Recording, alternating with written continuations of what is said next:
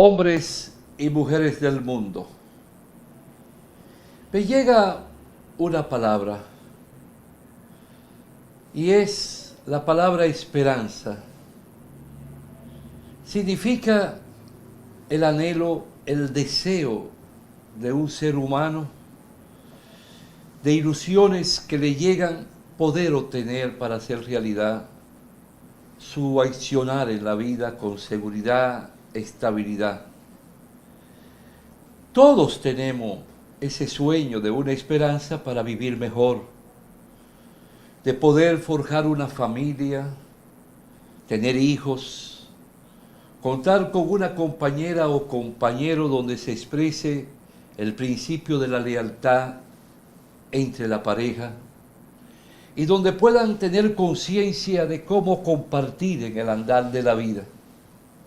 Y en esa familia forjar sus hijos, verlos crecer, desarrollarse y que un día puedan caminar por sí mismos, pero en un mundo y en una sociedad donde se exprese la estabilidad, la tranquilidad, tanto mental como económica.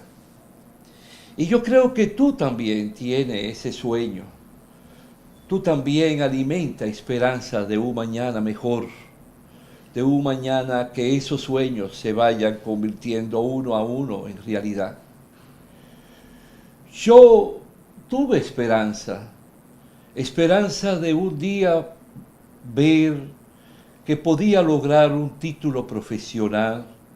Elegí ser abogado, pero ser un abogado que pudiera dejar raíces y tener raíces que inspirara respeto y que los seres humanos pudieran verme no como un negociante vulgar, ni jugar con los derechos, ni los intereses económicos, ni provocar inestabilidad social entre las personas. Por ejemplo, si llegaba alguien a quererse divorciar, hombre o mujer, no le tomo el divorcio de una vez y ganarme mis pesos. Le pregunto el por qué quiere divorciarse, qué motiva ese divorcio, si tienen hijos, dónde están las desavenencias. Y busco entonces unirlo a los dos, reunirlo ante mí y a los dos provocar preguntas y hasta dar lugar a un careo donde se alteran e ir llegando a un sosiego que busque salvar el matrimonio. Por igual cuando llegan los trabajadores, muchas veces indago de quién es el patrono y si me encuentro que es un simple pequeño negociante que lo que tiene es para sobrevivir, también busco respuesta de cómo llegar a una salida económica que no afecte ni al patrono y que el trabajador quede contento. Es diferente cuando son grandes empresarios y uno observa que se ha violado la ley, que actúan con prepotencia y soberbia. Ahí uno se convierte como en un animal, no irracional, sino con conciencia, para hacer valer los derechos del más débil. En tal sentido, así también cada quien tiene una ilusión, tiene un anhelo, un deseo para su familia. ¿Y cuáles son esos deseos que priman en nosotros? Tener en particular una formación, lograr que el Estado, que es dirigido por un gobierno, sin importar cuál que sea el partido político, pueda tener una conducta y un sentimiento y principio de poder educarme, de poder formarme, de facilitarme los medios y las vías, como es donde está la instancia infantil cuando se es un niño recién nacido y que a los 45 días ya la madre tiene que ir al trabajo, el padre tiene que trabajar. Entonces llegan dudas en la madre, llegan dudas en el padre. ¿Con quién lo dejamos? Si tenemos que ir a vender nuestra fuerza de trabajo, nuestra energía, nuestro sudor, que es nuestro único capital, para que mi niño vaya allí a un sitio que se llama estancia infantil, que muchas veces te he hablado de ese instrumento de la vida, de esa institución del derecho social, porque los derechos sociales están marcados en nuestra Constitución política de la República Dominicana, como en la gran mayoría de las constituciones de los estados del mundo. Y esa estancia infantil tiene que ser alimentada, amamantada, dirigida, controlada y financiada por el Estado a través del gobierno. Y en esa estancia infantil tú quieres que haya un material humano que sea preparado, que conozca al niño, que conozca cómo el niño debe aprender a gatear, cómo el niño debe de ir aprendiendo a hablar, y hasta los 5 años y cómo alimentarlo. Fíjate lo más fácil, que la madre en la fábrica pueda irse a una habitación con sus botellitas y ella autoordeñarse en su seno para poder ir echando la leche y guardarla con el nombre del niño en una nevera que tiene que existir en la fábrica para llevársela cuando salga de la fábrica, llevársela a su casa y ponerla en la nevera. Y debe de haber una nevera en la casa, y para eso tiene que tener un poder adquisitivo el trabajador o trabajadora para poderla comprar, y entonces esa leche conservarse y al día siguiente ponérsela al niño para que se la lleve a la estancia infantil y seguir alimentándose con la leche materna por un tiempo.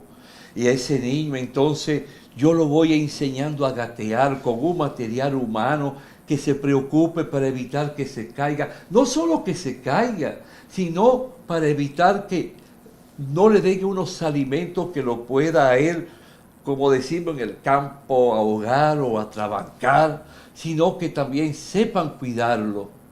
Ese es un deseo, ese es un anhelo que en ti debe de existir, y poder trabajar tranquila en la fábrica para bien de la producción, para bien de la calidad y para también la armonía psíquica, psicológica con los demás compañeros, y que se respiren aire de hermandad entre los trabajadores y un ánimo por el respeto que los representantes de los dueños de los medios de producción puedan transmitir a ti como trabajador o trabajadora.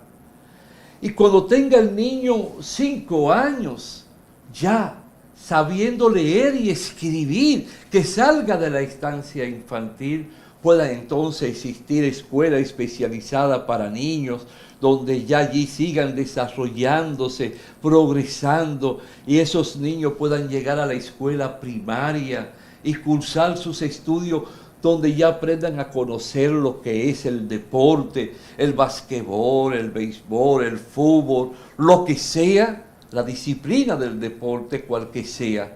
Pero a su vez que esos niños vayan teniendo un concepto de cómo deben de ir aprendiendo a pensar y por tanto a razonar, saber lo que es bueno, lo que es malo. Ese es un sueño, porque queremos que mi hijo, tu hijo, tus hijos e hijas lleguen mañana a ir trazándose metas y dando salto en los escalones para ir ascendiendo, y puedan ser mañana jóvenes preparados y puedan cursar un bachillerato. Pero un bachillerato tú no quieres solo que aprendan matemáticas e historia. No, quiere que esos niños sepan por qué ocurrieron los hechos de la historia. Por ejemplo, por qué a nosotros nos invadieron los españoles, nos invadieron los franceses, por qué nos invadieron los norteamericanos en diferentes años y etapas y ciclos de nuestra vida republicana, por qué fuimos colonia, por qué fuimos subordinados a potencias extranjeras. Y tú saber los intereses nacionales en combinación de los poderosos de tu país con esas potencias, pensando más en sus intereses que en la patria, que en el desarrollo integral y connatural del país. ¿Te está dando cuenta? Entonces el joven ya ya pasa a ser más allá de un adolescente, entre al bachillerato, pero a una escuela técnica, donde vaya combinando la teoría con la práctica. La teoría, tú saber el porqué, las razones de cómo, por qué 2 más 2 son 4, por qué 2 por 2 son 4. Saber entonces un concepto de la matemática que te permite aprender a saber el porqué y las razones. El pensamiento convertido en diálogo, el diálogo convertido en razonamiento, el razonamiento convertido en la búsqueda de la verdad de cada hecho y de cada accionar. Pero tiene que ir acompañado de esa educación técnica, donde aprenda a ser plomero, electricista, mecánico, electromecánico. Que cuando llegue a la universidad, si quiere ir a la universidad, pase ya con una formación. Pero también si considera que por asuntos, cual que sea económico o de otra naturaleza, porque los padres no puedan llevarlo a la universidad, pueda empezar a trabajar porque ya está formado, y ese niño a partir de los 18 años ya empiece a desarrollar su propio modus vivendi y busque hasta su independencia porque desea dar otro salto. Fíjate, esas son ilusiones. Esa es una esperanza que uno anhela, pero ese niño, el Estado, tiene que ofrecerle los medios y las condiciones para que siga en la universidad.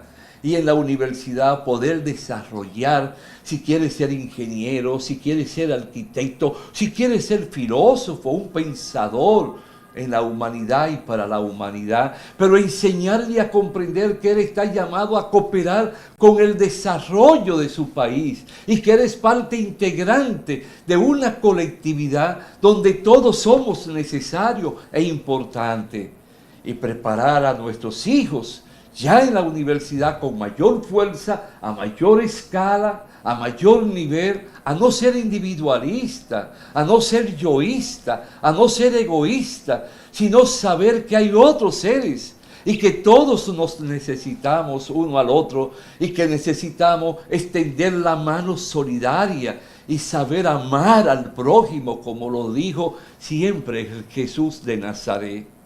Observa el encanto de tener ilusiones y esperanza, pero para eso tiene que existir un Estado que le dé el valor, como lo dice la Constitución, a la protección de nuestros hijos.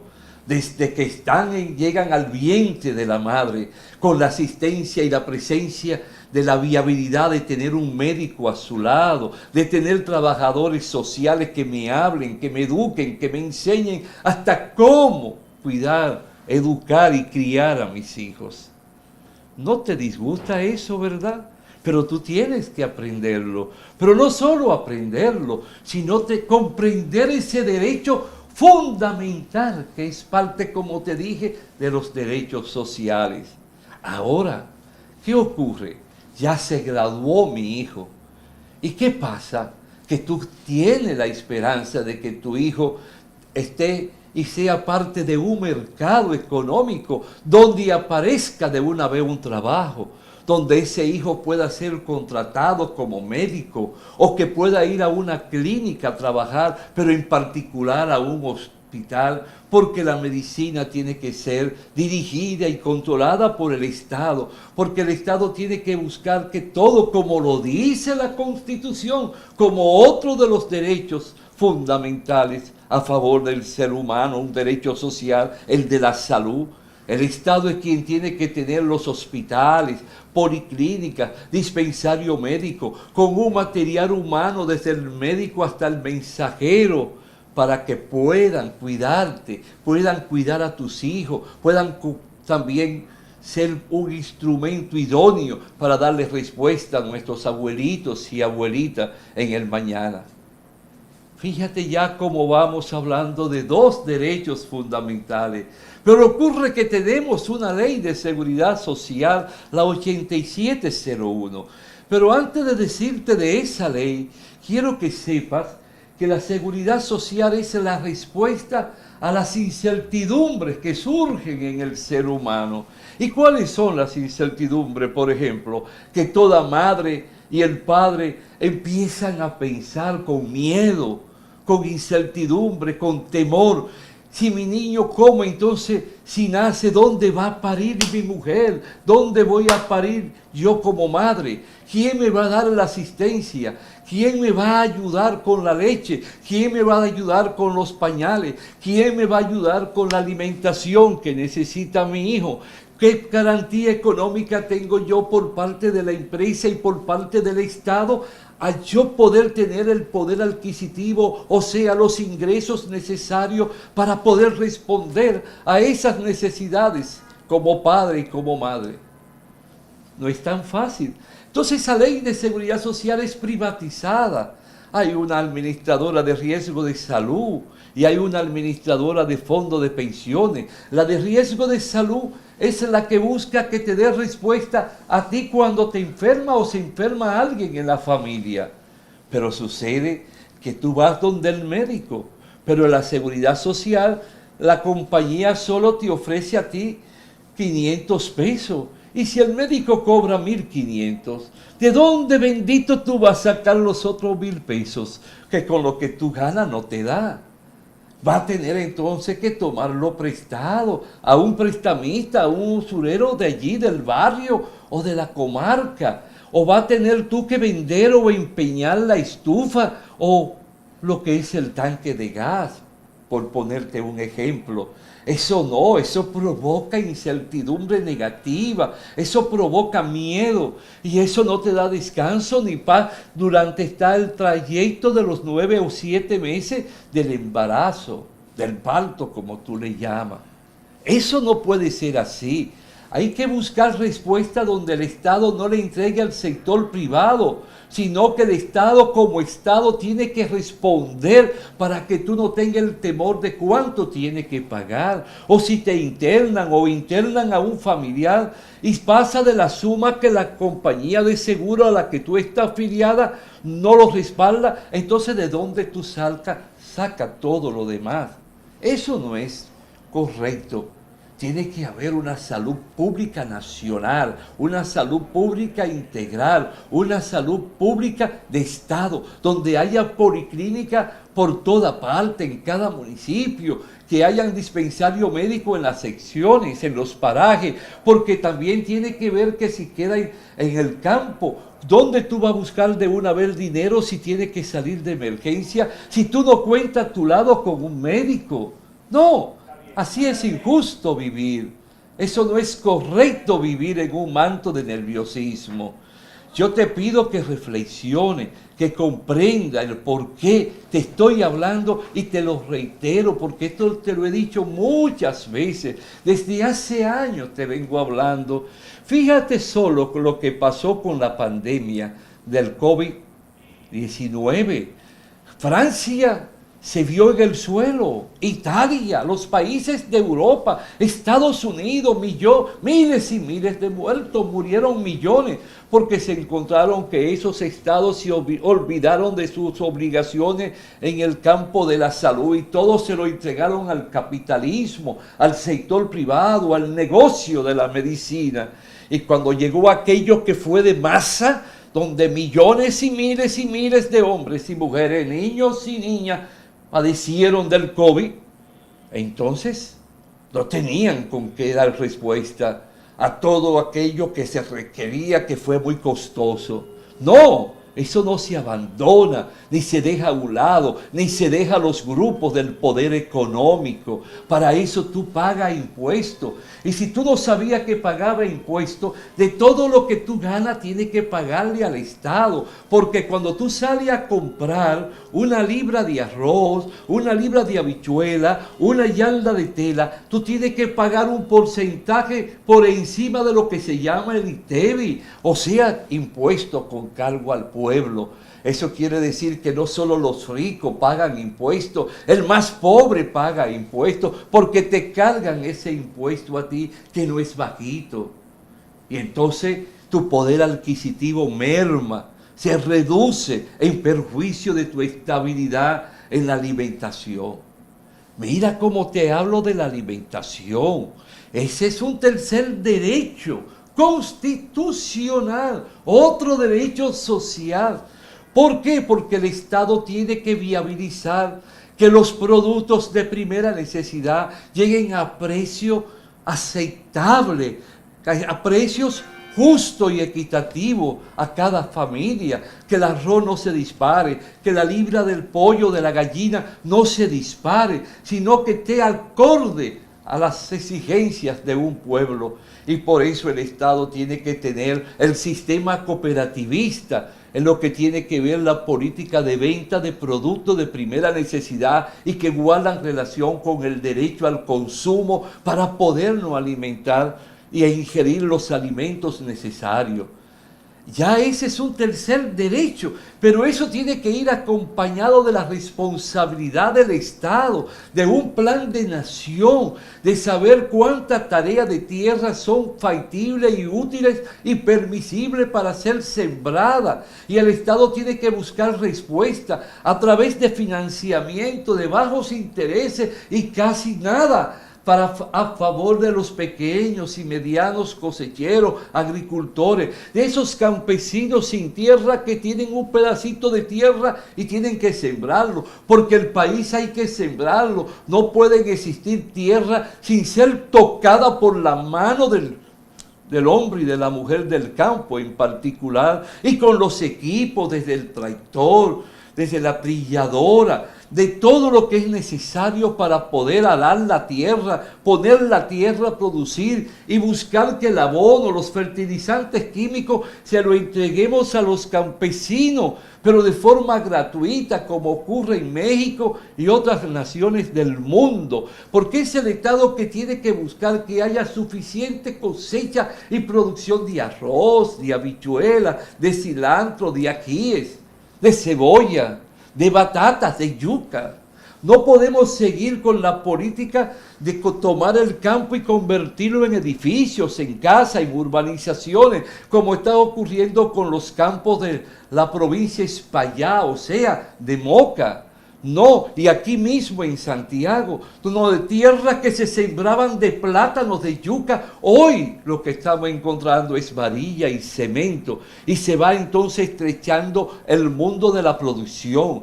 Y eso es el Estado quien tiene que tomar las medidas a través de las alcaldías de cada municipio. No te estoy hablando cosas que tú no conoces, Tú conoces todo lo que te estoy diciendo, y por eso quiero que abra los ojos y tome conciencia. No es solo trabajar y comer, no es solo producir y comer. No, hay cosas que tú tienes que ir aprendiendo para poder también luchar por esos derechos para que sean viables y factibles. Te puedo entonces decir que tú tienes que mandar a tus hijos a la escuela. Te tengo que decir que tú tienes que moverte de tu casa al trabajo y del trabajo a tu casa, pero pierde tiempo, llega cansado. ¿Por qué? ¿Por qué tanto los tapones que tenemos? Es tanto el abultamiento de vehículos que en tiempo se nos convierte a nosotros en un enemigo, porque te llena de estrés, porque está cansado, llega agonizando a la fábrica o a tu casa cuando retorna, no tiene deseo ni de hablar, es más, no tiene deseo ni de recibir un beso del marido, o del marido recibirlo un abrazo amoroso tuyo, porque está totalmente atrofiada por ese nerviosismo que provoca. Eso significa otro derecho, el derecho a poderme mover en paz, en tranquilidad, en serenidad. Eso quiere decir que tenemos que llenar nuestro país de trenes, de locomotoras, si tú quieres, para el transporte de los productos. Fíjate de cuántas cosas estamos hablando que son parte de las ilusiones, de esa esperanza que motivamos y que provocamos sueños. Es decir, tú tienes tantas cosas, igual que en el comercio. Si tú eres un empresario, si tú eres un comerciante, tienes que buscar que hayan reglas de juego bien precisas, bien estables, bien sincronizadas. Cuando yo fui director del Instituto Dominicano del Seguro Social, y perdona que yo hable de mí y me ponga de ejemplo, muchos empresarios me vieron con odio. ¿Sabes el por qué? porque ellos no acostumbraban ni evadían pagar los derechos del seguro social. ¿Y a qué conclusión yo llegué? Pero si este empresario paga, si este empresario cumple con la ley, ¿por qué no tiene también que cumplir el otro empresario? ¿Por qué no tiene que cumplir el otro empresario? Eso significa que hay una competencia desleal, que el que no cumple con la ley va a tener que vender más barato, en perjuicio de aquel que cumple con la ley. Y el dinero que yo tengo que pagar como empresario es un dinero que tiene que acumularse y usarse y administrarse y destinarse para buscar las respuestas sociales y económicas que necesita un país. ¿Cuántas cosas podríamos ir determinando? Por otro lado, tenemos el caso de que tenemos el derecho de vacacionar, desde el rico hasta el pobre, del pobre al rico, desde el obrero hasta el empresario, del empresario hasta el obrero. Esas vacaciones no es para tú recibir el adelanto de la quincena, tiene que haber un extra para que te permita que ya la quincena está asegurada. No que termine la quincena y tú le estás debiendo a la bodega, a la pulpería. No, tú ya tienes eso asegurado porque el dinero que te dan como un bono extra es para tú poderte ir a la montaña con tu esposa, con tus hijos, ir a la playa, poderte ir de paseo, poderte ir a una heladería con tu familia y comerse unos helados y distraerse, poder ver cosas nuevas, cosas diferentes. Eso no es feo, eso no es malo y eso permite que también nosotros podamos vivir y tener un descanso, un respiro para nuevas ilusiones, para alimentar y motivar nuevas esperanzas en nuestro accionar y accionar.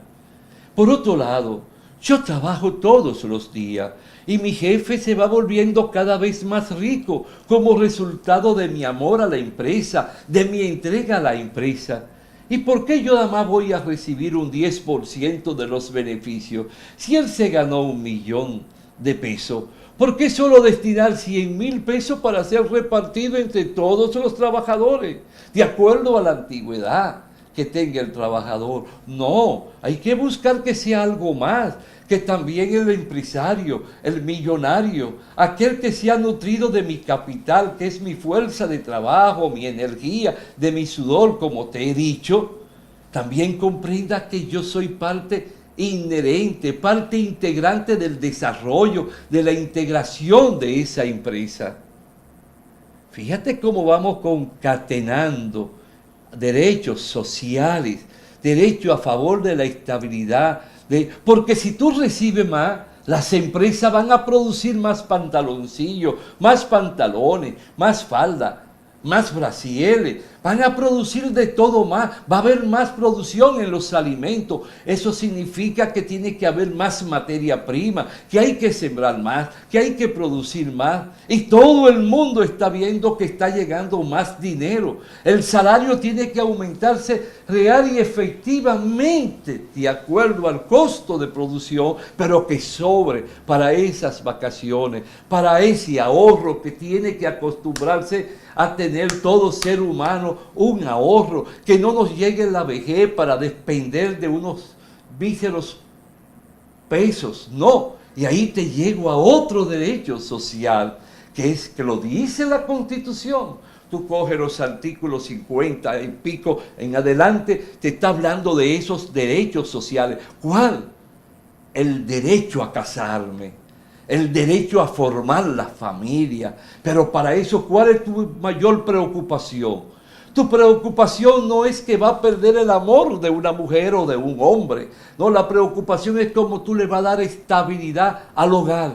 Y para ver estabilidad en el hogar, tranquilidad mental, estabilidad psíquica. Es más, te voy a decir de forma cruda y te pido perdón. ¿Tú crees que si tú estás pensando en las deudas, o la mujer está pensando en que no hay dinero para la comida, se va a poder hacer el amor, el sexo, se va a compartir a plenitud? ¿Tú crees que el asunto que tú sabes va a funcionar normalmente? No, porque aquello te bloquea. Y si se impide la expresión del sexo, la expresión del amor a través del sexo, ¿qué razón de ser tiene la vida para nadie? Esto es injusto. Y no puede ser así, pero tú tienes que saberlo, tienes que comprender, tienes que pensar en lo que te estoy diciendo, pero tienes que detenerte a razonar que tú solo no lo vas a conseguir, si no es con la unión, con el abrazo solidario de tus compañeros, compañeras, de los vecinos, de los que diarios conviven, juntándose, compartiendo, intercambiando palabras e ideas y sabiendo el por qué yo vivo mal. ¿Qué lo impide? ¿Quién es el que está obligado y no lo hace? No es solo llevarme de un político que me diga un día cosas bonitas, es saber cómo piensa ese político, ese candidato, de qué me habla, de qué no me habla, como te dije el sábado pasado. Es provocar que esas leyes se pongan en práctica para bien de las grandes mayorías y proteger también a aquellos que invierten sus capitales, que también tienen horas de incertidumbre y horas que pierden el sueño pensando dónde voy a reunir el dinero para el pago de la nómina en esta semana o quincena o en el mes. ¿Cuántos derechos esenciales y fundamentales no hay que tenemos que saberlo y comprenderlo? La vida no es fácil. Si no aprendemos a luchar, si no aprendemos a comprender y saber cuáles son esos derechos sociales esenciales para yo poder vivir en paz y estabilidad, y que ese gobierno comprenda sus responsabilidades, que el gobierno comprenda que nadie puede meterse un solo centavo en el bolsillo que es del pueblo. El pueblo es el soberano propietario de su patrimonio. Y todo dinero que pagamos de impuestos tiene que retornar al pueblo a través de esos derechos sociales, hacerlo realidad. En verdad, el tiempo me transcurre. Ahora mismo no sé si estoy terminando de los 20 minutos que me doy, pero quiero decirte una cosa. No sea triste, no caiga en la vida melancólica. No caiga en la vida individual, como te dije, del yo. Aprende a abrazarte y darle la mano y buscar la mano del otro. Y juntos poder pensar, y juntos poder accionar, juntos poder luchar y poder enfrentar aquellos errores que cometen contra ti, de aquellos derechos que te niegan, poder pelear por ellos. Desde hace años te vengo hablando. Desde hace años vengo diciéndote eso, pero muchas veces soy yo que me siento triste porque observo que tú te has convertido también en un ser individualista que solo te preocupa por ti. Ya tú no piensas si al niño de la casa vecina le falta o no le falta leche, por qué grita, por qué se lamenta el padre, por qué hay lloros y lágrimas en los rostros de las madres dominicanas. Al igual que en muchos países del mundo, tenemos que dejar a un lado la tristeza y llenarnos de entusiasmo. Y esa es una esperanza, esa es una ilusión. Pero tenemos que hacer esa ilusión y esperanza como un hecho cierto, a convertirla, toda esa esperanza e ilusiones, tenemos que convertirla en realidad entre todos nosotros. Pero para eso hay que aprender a conocer tus derechos, aprender a defenderlos, aprender a abrazarnos, a unirnos en los sindicatos, en las asociaciones, ahora mismo en las juntas de vecinos, para ver si el agua es buena. El derecho al agua es otro derecho social fundamental. ¿Por qué tienes tú que salir a comprar botellitas de agua, galones de agua, que te cuesta dinero? Una botellita solo que puede costar ¿cuánto hoy en día? 60, 40, 30 pesos. ¿Y quién te ha dicho que esa es suma calidad? Pero ¿por qué comprarla si tuviéramos agua? Por ejemplo, nosotros con el corazón que le llegue a Santiago y a toda la región agua potable, que podamos beberla desde la ducha como ocurre en Estados Unidos, como ocurre en Francia. Yo viví en Francia 2 años, en París, capital de Francia, y nunca compramos agua, la tomábamos de la llave, tomábamos hasta agua en invierno desde la llave porque salía hasta fría por el invierno. Y eso es una economía que tú y yo tenemos, ¿Por qué tenemos que estar comprando medicamentos cuando es el Estado a través de farmacias populares que tiene que ofrecérsela a todo ser humano? Porque todos tenemos derecho a la asistencia médica gratuita y todos tenemos sin seguro o con seguro. El que tenga el dinero, que tenga su seguro privado. Al que le sobre el dinero, que tenga su seguro privado o internacional o nacional. Pero la gran mayoría del pueblo que es pobre, que es de una clase media baja, no. Y hasta la clase media le sale costosa la salud. Y muchas veces no tiene el dinero en liquidez y no encuentra quien le dé un préstamo para su casa. O tiene que ser víctima de la usura o de los altos intereses de la banca. Todo eso conjuntamente con los medicamentos, eso tiene que llegar al pueblo de forma gratuita. Y así hay estado, hay pueblo, hay países donde se practica esa política. Entonces no te estoy hablando nada porque a mí me llegue de capricho o pueda interesarme. ¿Me está entendiendo? ¿Me estoy dando a comprender? Cuando te hablo es para levantar tu moral, porque quiero ver un pueblo, como dice el merengue de Fernandito Villalona, el cantante que más me ha gustado y por quien siento un gran cariño y admiración, y no lo conozco personalmente, nunca he estado a su lado más que en una fiesta, pero de lejos, porque son tanta la gente que se paran a bailar a la pista, que no le da chance a uno ni la posibilidad de poder verlo de cerca. Pero me encanta, no obstante, ya los años que lleva. Recuerdo cuando ganó su primer certamen y ahí empezó su historia de altas y bajas, pero hoy más es lo positivo que cualquier paso negativo que haya dado en la vida. Como todos hemos cometido errores, pero lo importante es saber triunfar y llegar al corazón del pueblo. De todo esto que te he hablado hoy, de la esperanza, del deseo de algo, de hacerlo realidad, de una ilusión, hacerla realidad, pero nada te llega de forma gratuita. No son nada gotas de algodón que te llegan del cielo. Es el resultado del valor y la decisión de los pueblos unidos de luchar por ese mañana. Cuánto me alegra poder saber que tú me estás escuchando y que toma un segundo, y que yo sé que muchas veces esos programas de chisme, de intriga, de injuria, de difamia, son los que llegan más, y esto no llega mucho, pero sé que muchos de ustedes me están escuchando. Los otros días estuve por un barrio de Santiago, salí de una conferencia y me encontré con un señor y me dijo: ahora sí es verdad, licenciado, tenía tiempo que no lo veía, pero ahora tengo que verlo todos los sábados, porque mi viejita me obliga a oírlo a usted los sábados en la mañana por televisión y verlo.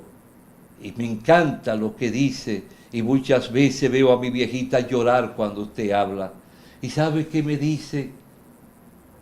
Jamás tuve esos derechos de lo que él habla. Nunca recibimos tener una estabilidad, mi hijo. Te eduqué, te formé, te di todo lo que te pude enseñar, pero fue con lágrimas y lágrimas. Pero yo no quiero que tú llores.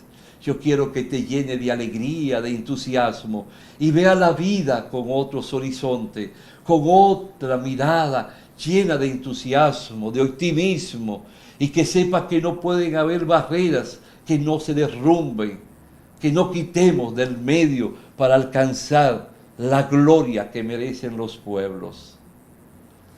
Por último, piensa en el derecho de la vejez, del derecho que merecen nuestros abuelos y abuelas, no recibir esa pensión, quienes suelen recibirla, que es de miseria. He visto ancianos de 95 años venir desde Navarrete sin un chele en los bolsillos, esperando que alguien le dé una bola para buscar una consulta, una sugerencia de cómo lograr su pensión. Y ya estaban cansados de ir a la capital y hacer las gestiones.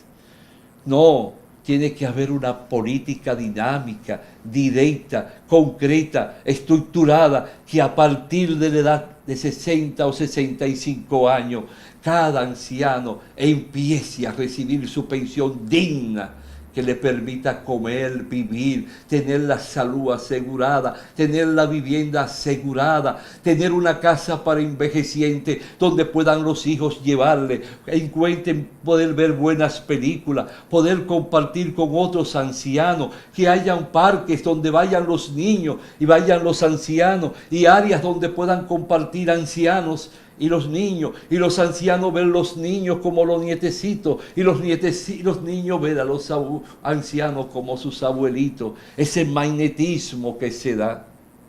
Con eso te termino y espero que mis palabras puedan calar profundamente en tu corazón, en tu alma y en tu espíritu, en particular en tu mente, y te detenga a determinar las bondades que la vida puede ofrecernos, pero no por el capricho o el deseo de otro, sino por tu accionar y por tu lucha tenaz hacia lograr la estabilidad y poder tener el derecho, porque ese es otro derecho, a morir en paz, donde nadie tenga que dar dinero para comprar tu caja, ni dar dinero para el café, ni la galleta que se venden allí se brindan en el mortuorio, porque el Estado también tiene sitios especiales, funerarias especiales, en el campo más remoto, como en el campo más desarrollado, o en el barrio, o en el centro de la ciudad. Es vivir, pero vivir con entusiasmo, con energía y con orgullo de sentirse ser parte integrante de la especie humana. Hasta la próxima, si Dios quiere, hombres y mujeres del mundo.